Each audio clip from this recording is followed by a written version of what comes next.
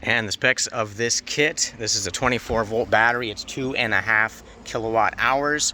The inverter is 2,000 watts. The maximum output, therefore, is 2,000 watts. Might be a little bit less, and it might go down a little bit if you're running this in high heat. So continuous, we'd probably rate this maybe 1,700 watts to be realistic. Now, this is a very cost-effective kit. The charger is 35 amps. And it will charge the battery from 0 to 100 in 3 hours. That being the 2.5 kilowatt hour battery. These are 215 watt rated solar panels, of course, being used. You have a little percentage lower than that, and the face value ratings are never what you see in the real world anyway.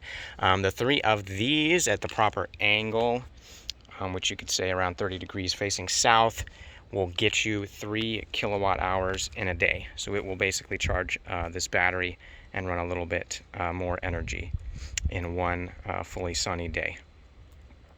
The charge controller maximum input is 1,400 watts.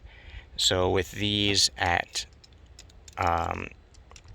600 watts for the 3 of them, you could have a maximum of 6 of these panels on the same board and charge controller. So the maximum here would be 6.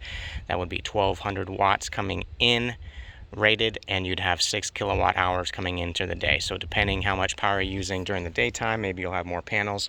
If you're using more battery at night or using it occasionally, then you're going to have more battery.